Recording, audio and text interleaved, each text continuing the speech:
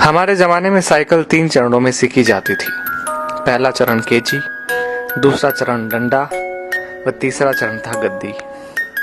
तब साइकिल चलाना इतना आसान नहीं था, क्योंकि तब घर में साइकिल बस एक होती थी जिसे पापा ही चलाया करते थे। तब साइकिल की ऊंचाई 24 इंच हुआ करती थी, जो खड़े होने पर हमारे कंधे के बराबर आती थी। ऐसी साइकिल से गद्दी चलाना मुनासिब नहीं होता था। केची वो कला होती थी जहां हम साइकिल के फ्रेम में बने त्रिकोण के बीच घुसकर दोनों पैरों को दोनों पेंडल पर रखकर चलाते थे। और जब हम ऐसे चलाते थे तो अपना सीना तान कर टेढ़ा होकर हैंडल के पीछे से चेहरा बाहर निकाल लेते थे और टिन टिन करके घंटी इसलिए बजाते थे ताकि लोग भाग देख सके कि लड़का साइकिल दौड़ा रहा है। आज की पीढ़ी इस एडवेंचर से महरूम है। उन्हें नहीं पता कि 8-10 साल की उम्र में 24 इंच की साइकिल चलाना जहाज उड़ाने जैसा होता था। हमने ना जाने कितनी दफा अपने घुटने और मुंह तोड़वाए थे।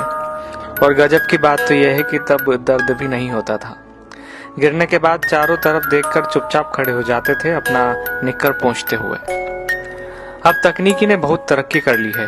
5 साल के होते ही बच्चे साइकिल चलाने लगते हैं, वो भी बिना गिरे। 2-2 फीट की साइकिल आ गई है और अमीरों के बच्चे तो अब सीधे गाड़ी चलाते हैं। छोटी छोटी बाइक उपलब्ध है बाजार में। मगर आज के बच्चे कभी नहीं समझ पाएंगे कि उस छोटी सी उम्र में बड़ी साइकिल पर संतुलन बनाना जीवन की पहली सीख होती थी, जिम्मेदारियों की पहली कड़ी होती थी, जहां आपको यह जिम्मेदारी दे दी जाती थी कि अब आप गेहूं पिसाने लायक हो गए हैं। इधर से चक्की तक साइकिल डुगराते हुए जाइए और उधर से केची चलाते हुए घर वापस आइए।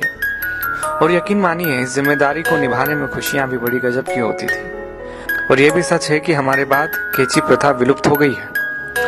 हम लोग ही दुनिया की आखिरी पीढ़ी है जिसने साइकिल चलाना 3 चरणों में सीखा था। हम वो आखिरी पीढ़ी है जिन्होंने कई बार मिट्टी के घरों में बैठकर परियों और राजाओं की कहानी सुनी, जमीन पर बैठकर खाना खाया, प्लेट में चाय पी है।